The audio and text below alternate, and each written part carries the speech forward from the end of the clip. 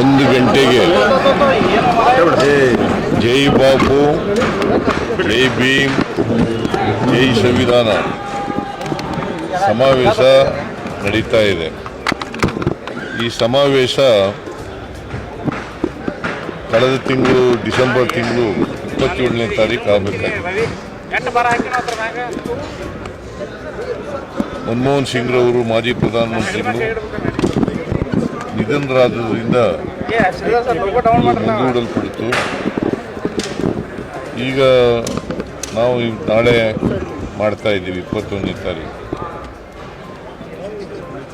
ಇದು ಉದ್ದೇಶ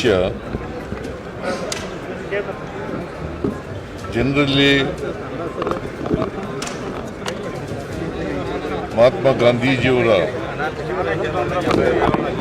ಎಷ್ಟು ಪ್ರಸ್ತುತ ಅವರು ಅಂತಕ್ಕಂಥದ್ದು ಗೊತ್ತಾಗಬೇಕು. ಬಾಬಾ ಸಾಹೇಬ್ ಅಂಬೇಡ್ಕರ್ ಅವರು ಎಷ್ಟು ಪ್ರಸ್ತುತ ಅಂತಕ್ಕಂಥದ್ದು ಗೊತ್ತಾಗಬೇಕು. ಜೊತೆಗೆ ನಮ್ಮ ಸಂವಿಧಾನ ರಕ್ಷಣೆ ಮಾಡ್ತಕ್ಕಂಥದ್ದು ಎಲ್ಲರ ಜವಾಬ್ದಾರಿ ಅಂತಕ್ಕಂಥದ್ದು ಗೊತ್ತಾಗಬೇಕು. ಯಾಕಂತಂದರೆ ಸಂವಿಧಾನವನ್ನು ರಕ್ಷಣೆ ಮಾಡಿದ್ರೆ ಸಂವಿಧಾನ ನಮ್ಮನ್ನು ರಕ್ಷಣೆ ಮಾಡುತ್ತೆ. ಸಂವಿಧಾನವನ್ನು ನಾವು ರಕ್ಷಣೆ ಮಾಡಿದ್ರೆ ಸಂವಿಧಾನ ಇಡೀ ಭಾರತೀಯರನ್ನು ರಕ್ಷಣೆ ಮಾಡುತ್ತೆ. ಅದಕ್ಕೋಸ್ಕರ 1924ನೇ ಇಸ್ವಿ ಬೆಳಗಾವಿನಲ್ಲಿ ಡಿಸೆಂಬರ್ ತಿಂಗಳು ಬೆಳಗಾವಿನಲ್ಲಿ ಕಾಂಗ್ರೆಸ್ ಅಧಿವೇಶನ ನಡೆದಿತ್ತು. ಅದು ಮಹಾತ್ಮ ಗಾಂಧೀಜಿಯವರ ಅಧ್ಯಕ್ಷತೆಯಲ್ಲಿ ನಡೆದಿತ್ತು. ಮಹಾತ್ಮ ಗಾಂಧೀಜಿಯವರು ಡಿಸೆಂಬರ್ 26, 1924ರಲ್ಲಿ ಕಾಂಗ್ರೆಸ್ನ ಅಧ್ಯಕ್ಷರಾದರು. ಇದೇ ಬೆಳಗಾವಿನಲ್ಲಿ ಅಧ್ಯಕ್ಷರಾದರು. ಅವರ ಅಧ್ಯಕ್ಷತೆಯಲ್ಲಿ ಅಂದು ಕಾಂಗ್ರೆಸ್ನ ಅಧಿವೇಶನ ನಡೆದಿತ್ತು. ಸೊ ಆ ಅಧಿವೇಶನ ನಡೆದ ಒಂದು ಶತಮಾನ ಆಗಿದೆಯಲ್ಲ, ಈಗ 100 ವರ್ಷಗಳು ತುಂಬಿದೆ. ಅದರ ಪ್ರಯುಕ್ತ ಈ ಸಮಾವೇಶವನ್ನು ನಾವು ಹಮ್ಮಿಕೊಂಡಿದ್ದೀವಿ. 26, 27 ಪ್ರೋಗ್ರಾಮ್ ಇಟ್ಕೊಂಡಿದ್ದು ನಾವು. 26ನೇ ತಾರೀಕು ಸಭೆ ನಡೀತು, ವರ್ಕಿಂಗ್ ಕಮಿಟಿ ಮೀಟಿಂಗ್ ನಡೀತು. ಆದರೆ ಅವತ್ತೇ ರಾತ್ರಿ 26ನೇ ತಾರೀಕು ರಾತ್ರಿ ಮನಮೋಹನ್ ಸಿಂಗ್ರವರು ನಿಧನ ಆದರಿಂದ ನಾವು ಅನಿವಾರ್ಯವಾಗಿ ಈ ಸಮಾವೇಶವನ್ನು ಮುಂದೂಡಬೇಕಾಗಿತ್ತು. ಈ ಎಲ್ಲ ಸಿದ್ಧತೆಗಳು ಕೂಡ ನಡೆದಿದ್ದಾವೆ.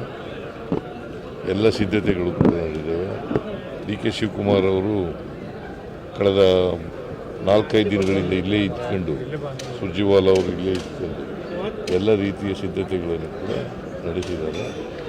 ಸಿದ್ಧತೆಗಳು ಭಾಳ ಅಚ್ಚುಕಟ್ಟಾಗಿ ನಡೆದಿದ್ದಾವೆ. ನಾಳೆನೂ ಕೂಡ ಭಾಳ ಯಶಸ್ವಿಯಾಗಿ ಸಮಾವೇಶ ನಡೀತದೆ ಅಂತಕ್ಕಂಥ ವಿಶ್ವಾಸ, ನಂಬಿಕೆ ನನಗಿದೆ. ಸುಮಾರು 2 ಲಕ್ಷಕ್ಕೂ ಹೆಚ್ಚು ಜನರು ಇಲ್ಲಿ ಸೇರ್ತಾರೆ. 2 ಲಕ್ಷಕ್ಕೂ ಹೆಚ್ಚು ಜನರು ಇಲ್ಲಿ ಸೇರ್ತಾರೆ. ಬಹುಶಃ ಬೆಳಗಾಂನಲ್ಲಿ ಇದು ಒಂದು ಐತಿಹಾಸಿಕವಾದಂಥ ಸಮಾವೇಶ ಆಗ್ತದೆ.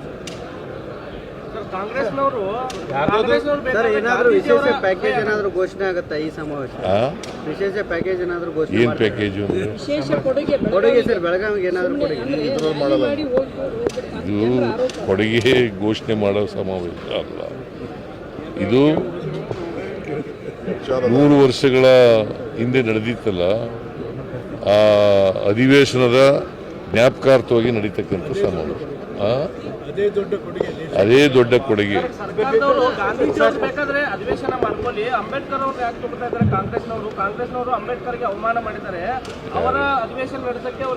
ಕಾಂಗ್ರೆಸ್ ಯಾರು ಹೇಳ್ತಾ ಇರೋದು? ಪ್ರಹ್ಲಾದ್ ಜೋಶಿ. ಪಾಪ ಪ್ರಹ್ಲಾದ್ ಜೋಶಿ ಅವರಿಗೆ ಇತಿಹಾಸ ಗೊತ್ತಿಲ್ಲ. ಅವರು ಗೋಲ್ವಾಲ್ಕರು, ಸಾವರ್ಕರು ಸಂವಿಧಾನ ಜಾರಿಯಾದಾಗ ಏನು ಮಾತಾಡಿದ್ರು ಅಂತ ಗೊತ್ತಿದೆಯಾ ಅವ್ರಿಗೆ? ಕೇಳಿದೆ ನೀನು ಅದನ್ನು?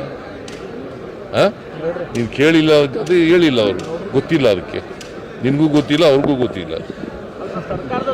RSSನವರು ಸರ್ಕಾರದ ಫಂಕ್ಷನ್ ಬೇರೆ, ಇದು ಅಧಿವೇಶನ ನಡೀತಾ ಈ ಸಮಾವೇಶ ನಡೀತಾ ಇರ್ತಕ್ಕಂಥದ್ದು ಬೇರೆ. ಸಮಾವೇಶನ ಪಾರ್ಟಿ ಮಾಡ್ತಾ ಇರ್ತಕ್ಕಂಥದ್ದು, ಪ್ರತಿಮೆಯ ಅನಾವರಣನ ಸರ್ಕಾರ ಮಾಡ್ತಾ ಇರ್ತದೆ.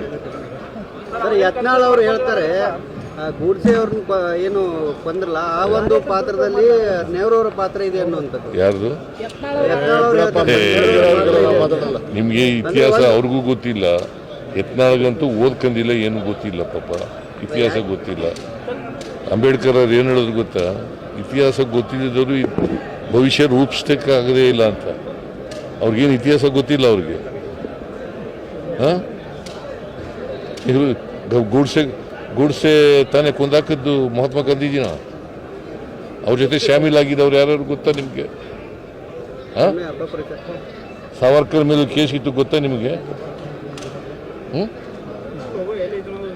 ನಿಮ್ಗೇನೋ ಗೊತ್ತಿಲ್ಲ, ಮಾಡಿಲ್ಲ, ಸುಮ್ಮನೆ ಏನು ಕೇಳಿದ್ರೆ ಏನು ಹೇಳಿ.